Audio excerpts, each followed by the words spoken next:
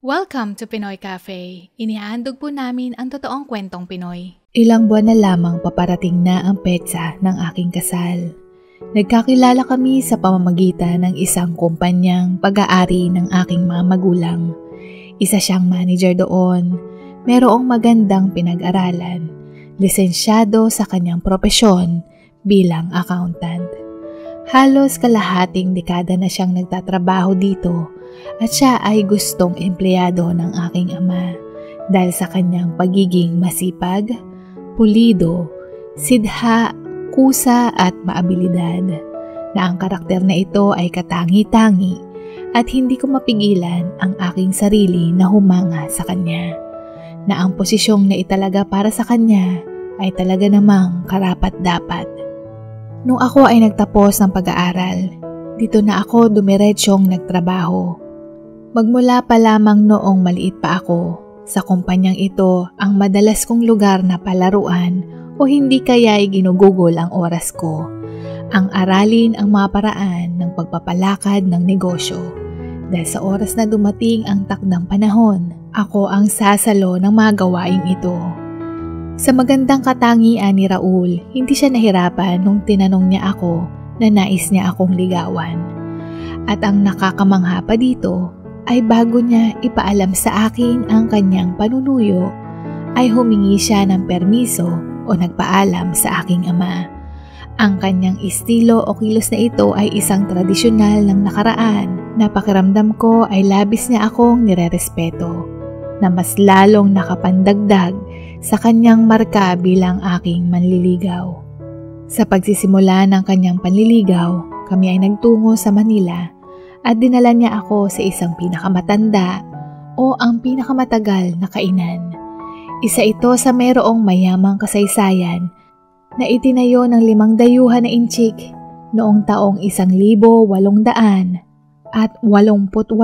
sa bayan ng Binondo. Hindi ko mapigilang mamangha sa kasaysayan ng nasabing kainan. Sa unang tingin pa lang, ang disenyo nito ay hindi magarbo at ito ay napakasimpleng kainan na hindi mo aakalain na ang mga putaheng kanilang naihain ay bukod sa pangmasa ang presyo ay napaka malinamnam din. Akala ko hindi ko magugustuhan ang pagkain, ngunit tila ba isa ito sa nangunguna sa listahan ko kung ako ang tatanungin kung saan ang pinakamasarap na restaurant dito sa syudad. Maraming salamat Raul, nag-enjoy ako sa kinainan natin. At salamat din sa pagbabahagi mo ng kasaysayan nito. Tunay ngang kahanga-hanga. Wika ko ng nakangiti. Napansin ko kasi na mahilig ka sa history. Bigla niyang sambit. Pagtataka kong sagot. Hindi naman sa hilig, pero na-enjoy ko ang mga bagong aral hingil sa kasaysayan. Maiba ako, paano mo nasabi na mahilig ako sa history? Dagdag ko. Kasi napansin ko ang mga librong hawak mo o ang nasa mesa mo ay may kinalaman sa kasaysayan. Kaya naman, nag-assume ako. Sagot niya, sabay napakamot ng ulo na tila ba nahiya siya sa kanyang sagot. Yun ba? Mukhang nagkakataon lang yun na nakikita mo, pero mahilig din ako sa sci-fi at rom-com na mga nobela. Tugon ko. At nagpatuloy ang gabing iyon ng mga kwentuhang samot-sari hingil sa aming mga hilig, nais, kwento ng pamilya at mga plano na nais gawin ng bawat isa. Nagtapos ang pagkikita naming iyon ng may ngiti sa aking labi na sa palagay ko, nagkaroon ako ng pagtingin sa kanya.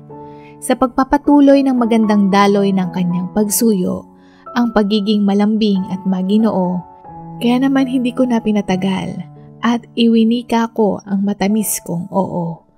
Nagdaan ang panahon, nalalapit na ang aming anibersaryo bilang magkasintahan.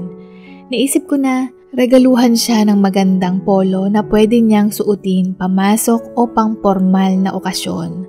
Habang ako ay nakatitig sa harapan ng monitor ng computer upang magtingin ng mga klase ng disenyo at kulay, nakatanggap ako ng text mula sa kanya at sinabing meron siyang sorpresa sa akin. Hindi ko maiwasang masabik nung sinabi niyang may sorpresang nag-iintay sa akin. At dahil espesyal ang aming pagdiriwang, nais ko din siyang mapasaya at pinili ang paborito niyang kulay na damit. Maganda at meron ding kamahalan. Araw ng Sabado, kami ay nagsimulang bumiyahe ng madaling araw papuntang timog. Hindi ko maiwasang ilang beses magtanong, ngunit hindi niya sinasabi sa akin kung saan at paulit-ulit niyang sinasagot na. Kaya nga sorpresa eh. Kapag sinabi ko, edi hindi na sorpresa. Nais ko mang mangulit, pero hindi ko na inulit at naghintay na lamang. At matapos ang ilang oras na biyahe, nakarating kami sa magandang lugar ng karagatan. Sariwang simoy ng hangin na mayroong naghahalong berde at asul na kulay ng dagat. Sa isang magandang hotel kami ay tumuloy at pagdating namin doon, sinalubong kami ng mga tauhan na may dalang malamig at masarap na inumin o welcome drinks para sa mga guests ng nasabing hotel. Nung oras na kung saan papalubog na ang araw, mayroong kumatok sa aking kwarto na isang babaeng tauhan at ako ay sinabihang sundan siya. Habang kami ay naglalakad sa isip ko, ito na marahil ang sorpresang sinasabi ng aking nobyo. Paglabas ko ng gusali, nakita ko kaagad ang malinis na dalampasigan na kung saan ang paglubog ng araw ay nagbibigay ng ginintuang kulay sa malambot at malaputing buhangin. Sa hindi kalayuan, natatanaw ko si Raul at sa gilid, merong nakaset up na lamesa na table for two. Nakaputi ang suot at may bit-bit na mga rosas.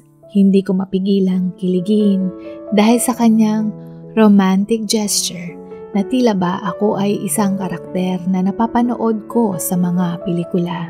Wow, Raul! Nakangiti kong sambit. Ang ganda, tunay ngang maganda at napaka-romantic ang dating. Dagdag ko, nakita ko ang ngiti sa kanyang labi. Surprise! Alam kong magugustuhan mo ito. Bagay na bagay sa timing at lugar, di ba? Sa tingin ko, parang huminto ang oras o ang mundo para sa ating dalawa.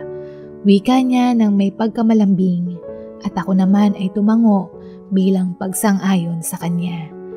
Pagkaupo naming dalawa, ang waiter ay nilagyan na ng wine ang aming mga baso.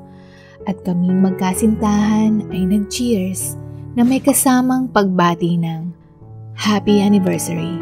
Sa aming pagtagay, ang taginting na tunog mula sa babasaging ay parang nag-e-echo sa espesyal na araw na iyon.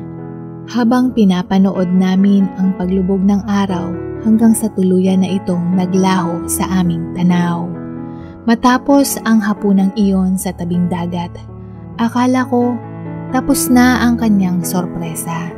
Ngunit ako ay nagkamali dahil ang tunay niyang sorpresa ay nung siya ay nagtungo sa kinauupuan ko sa kabilang mesa at lumuhod.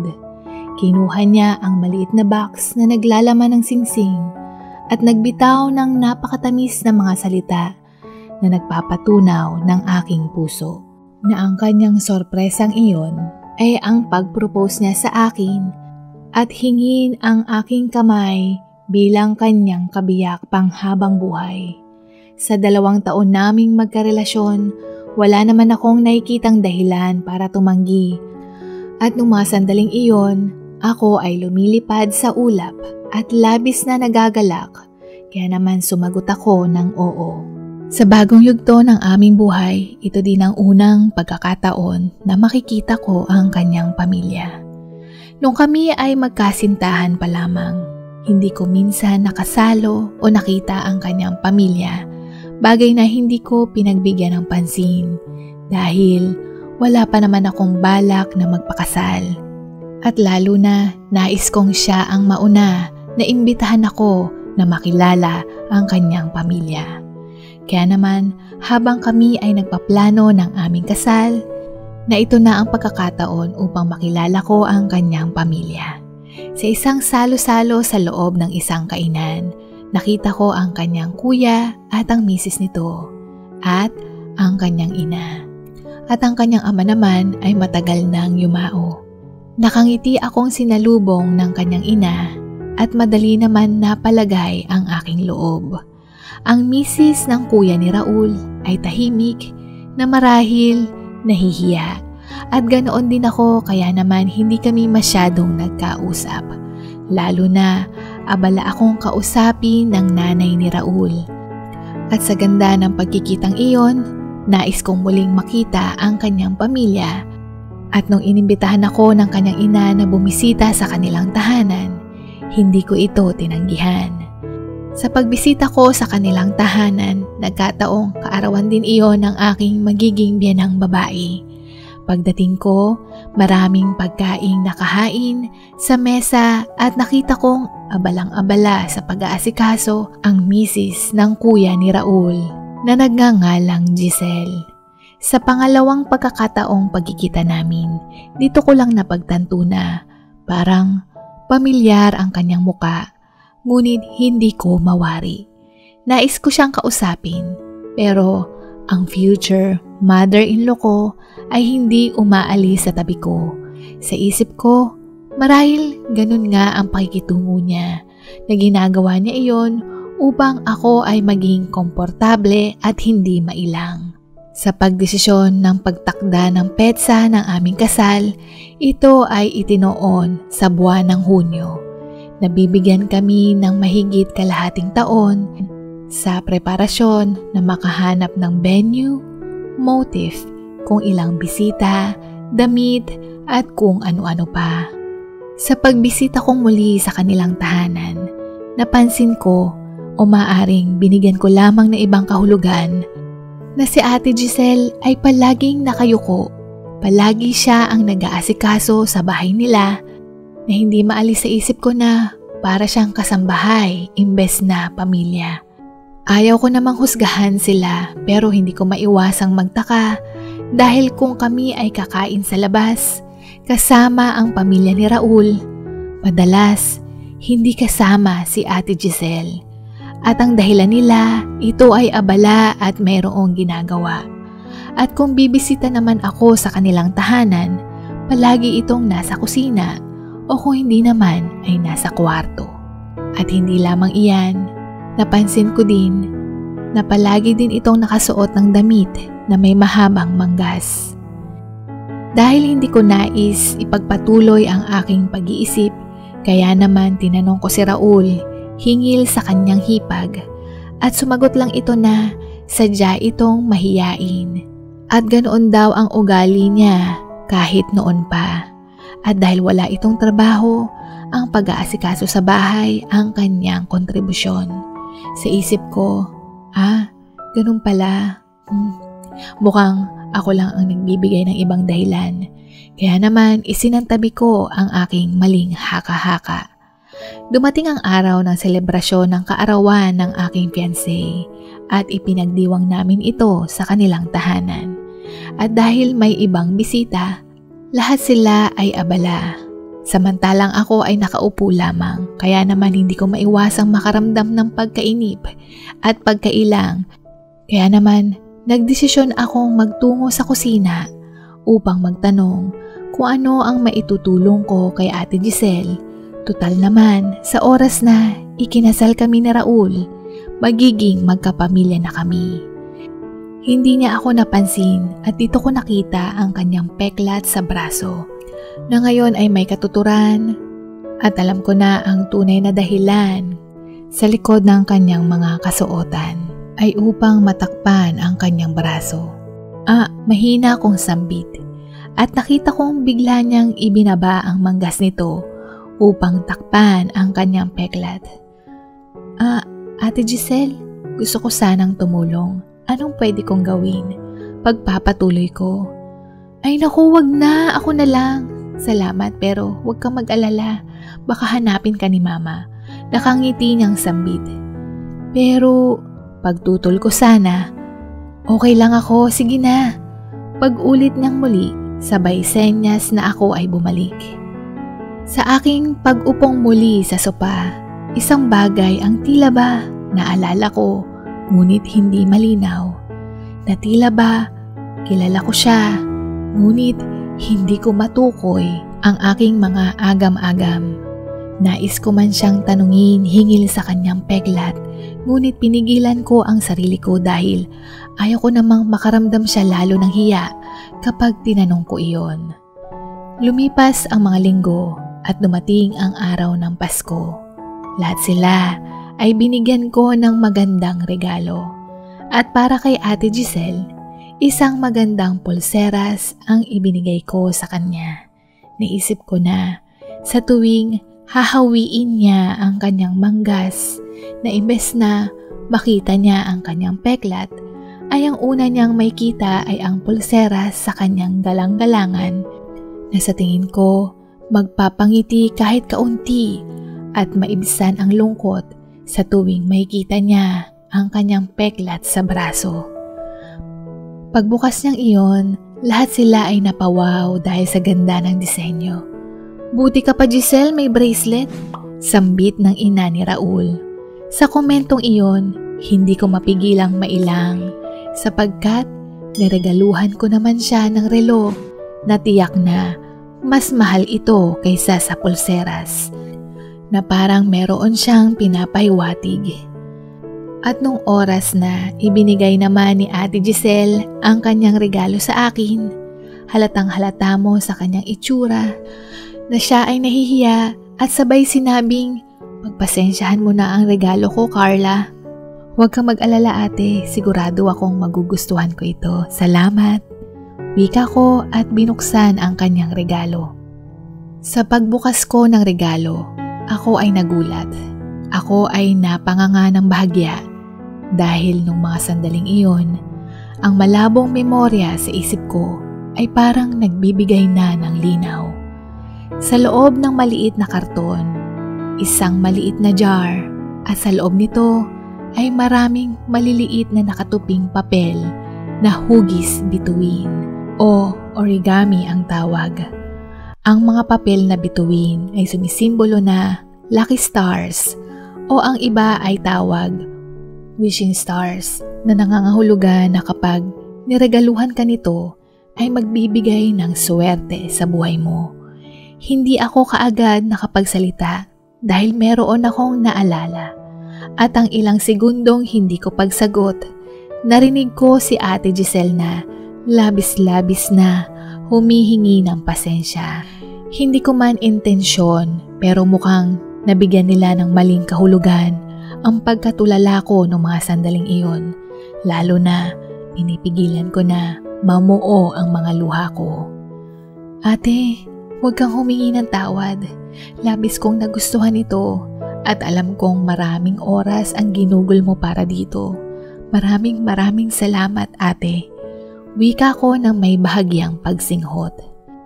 Habang nagpapatuloy sila, ang isipan ko ay pilit na inaalala ang nakaraan na hindi ako maaaring magkamali mula sa kanyang peklat sa braso at ngayon ang mga nakatuping bituin, maaring iisang tao lamang sila na maaring siya si Ate Nora. Pero iba ang kanyang pangalan. Kailangan ko siyang kausapin sa isip-isip ko. Nais kong itanong ang tungkol sa kanyang pagkatao. Sa sobrang lalim ng pag-iisip ko, napansin ko na wala na ang mga tao sa tabi ko. Kaya naman ito na ang pagkakataon ko upang tanungin si Ate Giselle. Sa pagtungo ko sa kusina, meron akong narinig na tila ba may pinapagalitan at sa bawat hakbang ko ng pasulong, lumilinaw ang mga salita at ako ay sumilip ng bahagya. "Anong katangahan mo yan, Giselle? Bakit basura ang niregalo mo? Nakakahiya ka?" Sambit ng ina ni Raul. "Nakita mo yung reaction ni Carla? Dahil sa nainsulto mo siya, hindi siya makapagsalita. Ang bobo mo talaga kahit kailan." Boses ng kuya ni Raul. "Pagiging katulong lang ang alam mo? Hindi ka man lang nag-iisip? Kinabukasan ko ang nakasalalay dito na matagal ko ng plinlano. Tapos, basura ang regalo mo? Hindi ka man lang nag-iisip? Mayaman si Carla. Sa tingin mo ba, magugustuhan niya ang basurang ginawa mo?" Sa sobrang shock niya, halos mapaiyak na siya nung sumagot. Huwag kang umaligid sa sala, baka mabatukan kita dahil sa katangahan mo, leche. Galit na wika ni Raul. Silang tatlo, pinagtutulungan si Ate Giselle.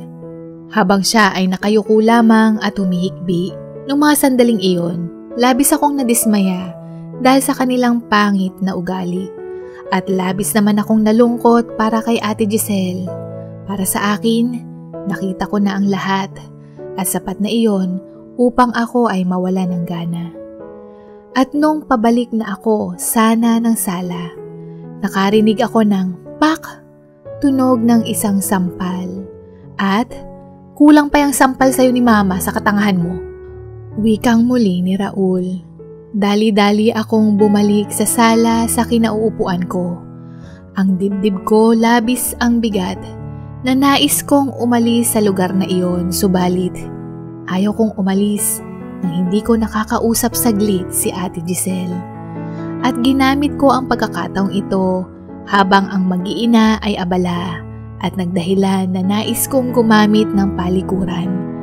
Ngunit imbes na magtungo sa palikuran, dumiretso ako sa kusina kung saan naroroon si Ate Giselle at mabilis na inabot sa kanya ang maliit na card na naglalaman ng aking numero at sinabing nais ko siyang makausap at kung meron siyang oras, tawagan niya ako at hihintayin ko ang kanyang tawag.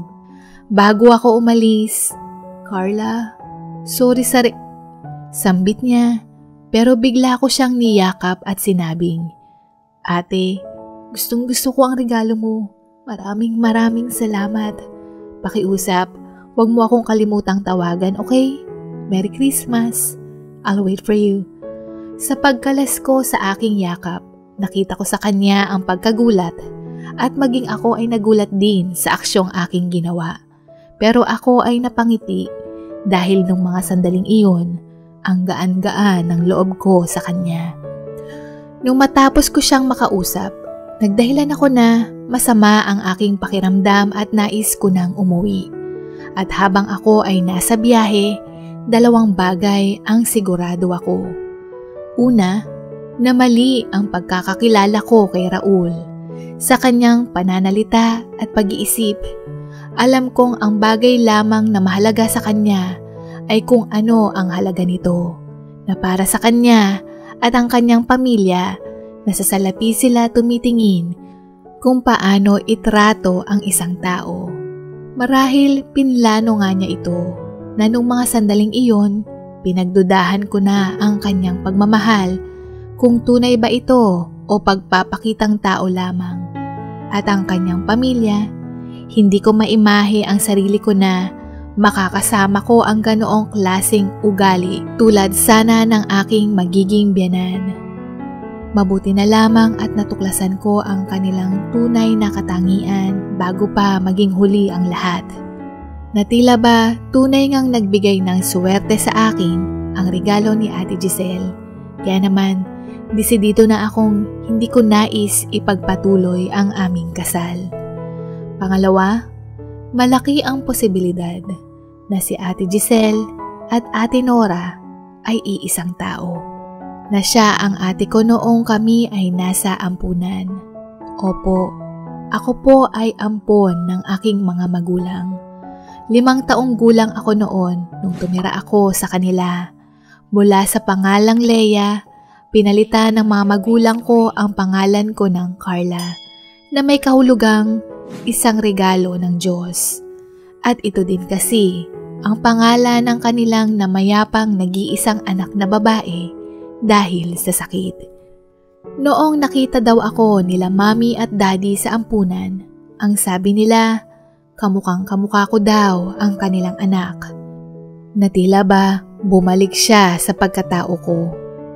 Sanggol pa lamang ako, naroroon na ako sa ampunan at simula pa lang na mag-iisip ako, si Ate Nora na may 2 taong tanda sa akin ang palagi kong kasakasama bilang ate, kaibigan at kalaro ko noon. Isang araw habang kami ay tumutulong sa kusina, hindi ko na malaya na natabig ko ang bukas na lagayan ng mainit na tubig. At si Ate Nora na mabilis na umaksyon Ako ay itinulak upang hindi mapasok. Ngunit ang pagsagip niyang iyon sa akin ay nagresulta ng malaking paso sa kanyang braso na naging peklat. Na ang pagsisimula ng pagsuot niya ng mahabang manggas. At dahil limitado ang laruan sa ampunan, sa tuwing kami ay maglalaro, ang madalas naming gamitin ay papel. Mahilig siyang magtupi ng mga papel at ihugis ito ng bituin. At iba pang uri ng mga disenyo ng origami na isa ding nagustuhan kong gawin. Isa sa paborito naming ginagawa ay ang pagtutupi ng hugis bituin dahil napag-alaman namin na ito ay lucky stars na maaari kaming humiling at ito ay matutupad balang araw. Pag-uwi ko sa bahay, sa isang maliit na treasure box, ngayon ko muli naalala ang maliliit na lucky stars sa loob ng supot. Na iyon ang huling regalo ni Ate Nora sa akin bago kami magkahiwalay. At sinabi niyang, balang araw, magkikita tayong muli. Ang impormasyong ako ay ampon ay hindi alam ni Raul at tanging pinakamalapit na pamilya lamang ang nakakaalam hingil dito. Sa kadahilanang ayaw ng aking ama na makaramdam ako ng pagkailang at ituring akong tunay na pamilya na hindi na kailangan pang ipagsigawang ako ay ampon dahil para sa aking mga magulang, ako ay kanilang anak at sila ang aking mga magulang. Ang pagbibilang ko ng araw ng paghihintay ng tawag mula kay Ate Giselle ay nawakasan sapagkat nagkaroon siya ng pagkakataon at ginamit niyang dahilan ang pagpunta sa pamilihan upang siya ay makipagkita sa akin. Noong oras na siya ay umupo, nakayuko siyang muling humingi ng paumanhin. Sa kanyang isipan, hindi niya maalis ang sa tingin niya ay pagkakamaling nagawa dahil sa mga insultong salita ng pamilya ni Raul. Ngunit muli kong isinagot na, ate, wala iyon. At sa pagkakataong ito, ako ay kinakabahan at huminga ng malalim. Pero nais ko sanang magtanong, wika ko at siya ay tumango upang ako ay makapagpatuloy. Itatanong ko lang sana kung saan mo nakuha ang peklat mo. Dagdag ko. Matagal na to. Iniligtas ko ang kapatid ko noon sa natapong mainit na tubig. Sagot niya. May isa pa akong tanong. Bakit origami lucky stars ang naisip mong iregalo sa akin? Tanong kong muli sapagkat nais kong makasiguro. Noong bata pa ako, meron akong nakababatang kapatid sa ampunan. Hindi man kami magkadugo, pero kapatid ang tingin ko sa kanya. Wala kaming laruan at naisip ko na gamitin ang papel bilang aming laruan. At sa tuwing gumagawa ako ng hugis bituin, ang sarap pakinggan ng kanyang tawa na tila ba nakalimutan ko ang realidad at kami ay nasa lugar ng pantasya. At saka, kaya ako naisip ito dahil parang naalala ko sa'yo si Leia.